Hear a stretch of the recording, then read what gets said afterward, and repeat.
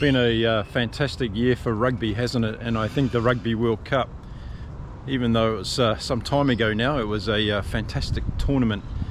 And it's really inspired me to make this series of videos that I'm making about the rugby players of the year. And if you haven't watched the one I posted yesterday about the forward of the year, go and check that one out. And in today's video, I'm going to be talking about the rugby player of the year in the backs. So let's get on to that one.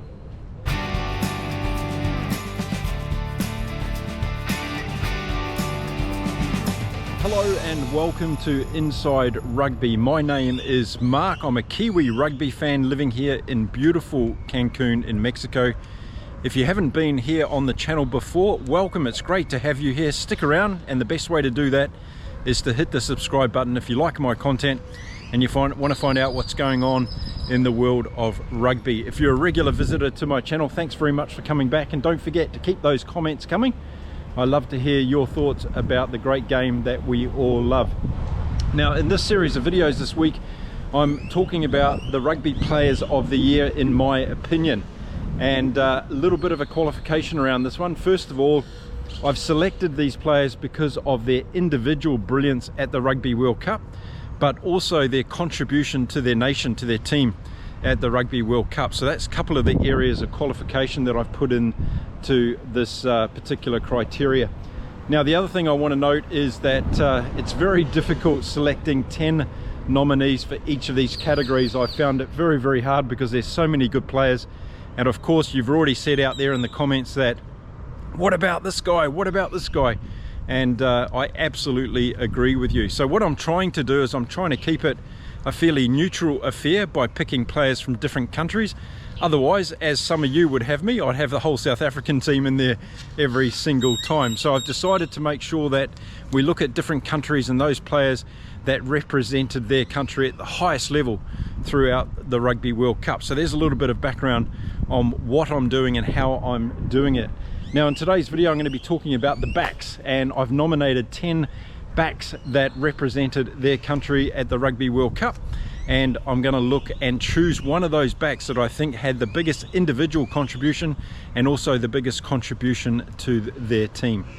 So there we go, that's the criteria that I've put together to select these nominees. Now, there's 10 nominees for the back rugby player of the year, and the first one is a guy who went through some tragedy at this year's Rugby World Cup, and he put all that aside to stick there with his team, support his team, and to go on to do the very, very best for representing his country. And I think that was an outstanding contribution on top of being an outstanding player for his team. And I'm talking about Joshua Tuivasa from Fiji. He lost his son during this year's Rugby World Cup, and he had to make what I would expect would have been an extremely difficult decision to stay in France and to represent Fiji at the Rugby World Cup rather than returning to Fiji and attending his son's funeral. And for me, that's a man that puts his team and his country ahead of his own personal pain and grief, and that's why I've put Joshua Tuivasa on my list today.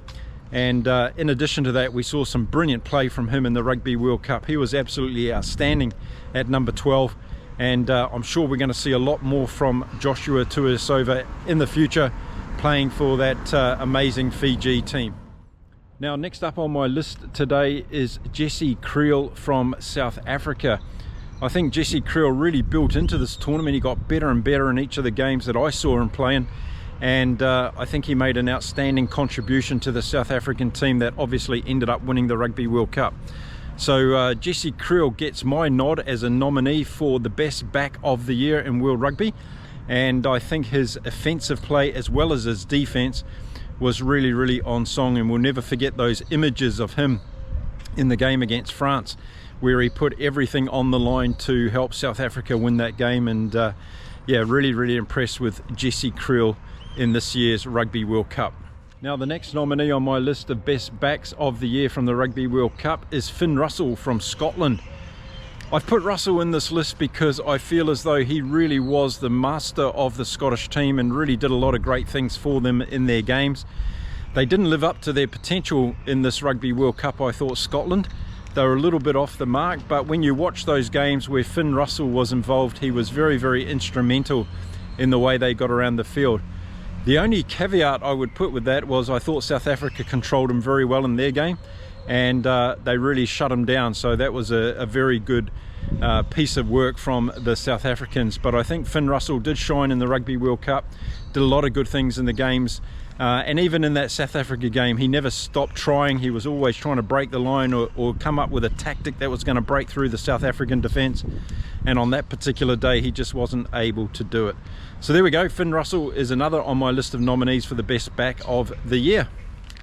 Now the next on my list is a Frenchman, and he's one of the amazing wingers that France has at the moment in their team, and it's Damian Peno. I thought he played extremely well in this year's Rugby World Cup. In fact, I could have put both the French wingers on this list of 10 nominees, but as I said, it was very difficult to include all the different players that represented their country in the backs that played so well in this year's Rugby World Cup. But Damian Peno gets my nod as one of the outstanding backs that played in this year's Rugby World Cup, and we'll see at the end of this video whether he ends up being the best back in World Rugby this year. So Damian. Next up on my list, a player that I hadn't seen play a lot of rugby until the Rugby World Cup, and he's another Frenchman, and his name is Thomas Ramos. And Ramos really excited me at the beginning of the World Cup, because through the pool stages he was the leading scorer in the Rugby World Cup, and his magnificent percentage with kicking was something that really stood out from me. And every time France got an opportunity at a penalty or a conversion, it seems as though Thomas Ramos was not going to miss that opportunity. And then in a couple of games that France played where he played, we saw his dynamic running and interjection into the back line of the French, and I thought that was really good as well. Probably an area of his game that wasn't the best was his defense. When he did get attacked, he looked a little bit fragile at the back, but I'm sure that's something that he's going to work on. But just the points that he scored alone in this year's Rugby World Cup and the performance that he put in, I guess the thing we're always going to remember is that charge down conversion attempt from Cheslin Colby in that game against South Africa, and would have, could have, should have changed the direction of that game totally. But Thomas Ramos makes my list. I think he had an outstanding Rugby World Cup. He's a player of the future for sure. Next up on my list of backs is that man, that controversial man from England that a lot of people dislike and a lot of people like, and that's of course Owen Farrell. And I changed my opinion of Farrell throughout this Rugby World Cup. I looked purely at the activity that he was performing on the field of play, and in that game against South Africa he was absolutely mighty, as he was in the game against Argentina. So when it came to the chips being down, Farrell really stood up in this year's Rugby World Cup. Of course he missed the first two games through disciplinary action, and of course he had a lot of his distractors across the stadiums as well during this year's Rugby World Cup. But Farrell, I thought, played a really good role for England in those games that he did play in. And Farrell gets my nod as one of the nominees for back of the year from this year's Rugby World Cup. Now next up we've got two Irishmen on my list, and the first one is their talisman at number 10, Johnny Sexton. I think he had a really good World Cup until the time that Ireland got knocked out against the All Blacks. He was playing an instrumental, pivotal role at number 10 and getting that dangerous Irish backline away in a lot of the games. And the way that he connected with Bundy Archie and the backs outside was phenomenal. His goal kicking was on point as well. And the Irish fans had a lot of faith in Johnny Sexton taking them all the way in this year's Rugby World Cup. That didn't work out to be the case, but I think Johnny Sexton went out on a bit of a high with his career, with finishing off at this year's Rugby World Cup. That quarter-final against New Zealand could have gone either way. It went the way of the All Blacks on this occasion, but Sexton showed throughout the tournament this year how dangerous he can be, and just having all of that experience and taking it onto the pitch undoubtedly helped Ireland go through the different stages of this year's Rugby World Cup. So there you go, Johnny Sexton is on my list for the potential back of the... Now, as I said, two Irishmen in a row, and the other one was that outstanding player from the Rugby World Cup in Bundy Archie. Absolutely love watching his bustering runs in this year's Rugby World Cup. He was absolutely massive in some of those games, and he really put Ireland on the front foot, and I don't think there's any distractors out there that can take it away from Bundee Aki being on my list. He made a fantastic contribution to his team, and his individual performances at different times of the tournament were absolutely outstanding, and he kept getting up and going again, and always able to break that line, which I thought was a fascinating thing from Bundee Aki. So he definitely makes my list.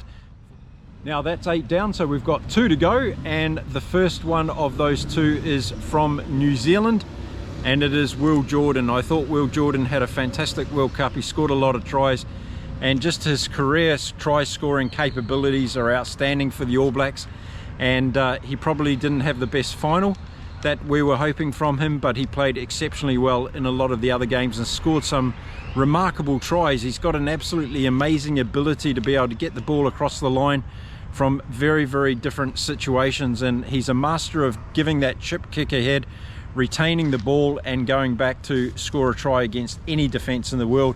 And I think Will Jordan deserves to be on my list of top 10 nominees for the best back of this year's Rugby World Cup.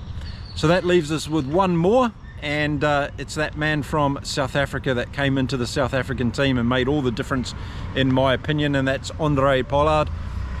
And a little bit of a sad story with this one, because I really like Manny Lebok, and I thought he was doing some fantastic things, and it was just that difficult situation that Rassie and Jacques Nienaber had to put Handré Pollard in there to calm that kicking option down for them in the South African team. They knew when they got to the knockout stages that was going to be paramount in South Africa's ability to win this year's Rugby World Cup, and Handré Pollard came in like the master that he is, and consolidated, I guess, that position in number 10, but also delivered the goods for South Africa on a number of occasions. So Handré Pollard makes my top 10 for the back of the year. Now, as I said, a difficult list to put together, and I'm sure you'll make me know in the comments of other players that could potentially make the backs of the year.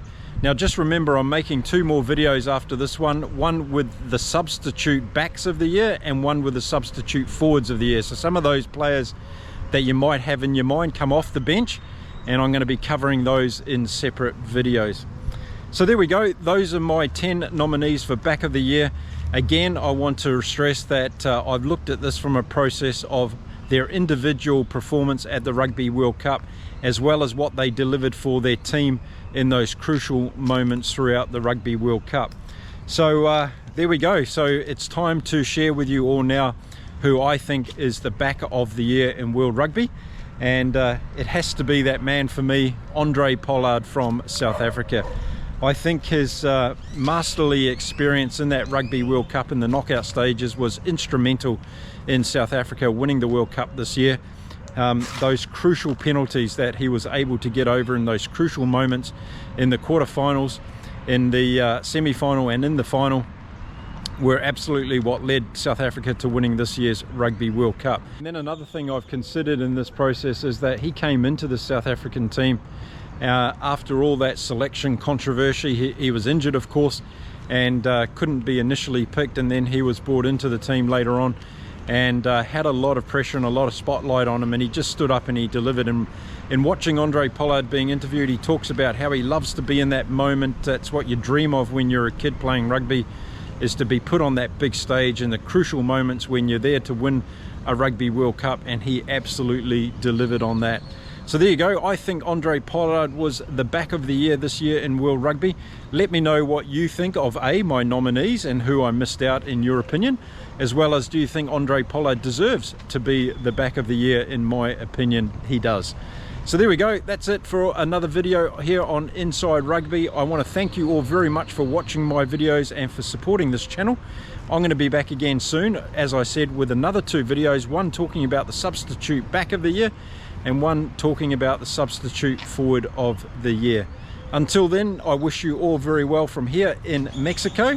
Until next time, stay well, stay safe, and it's time to say goodbye for now.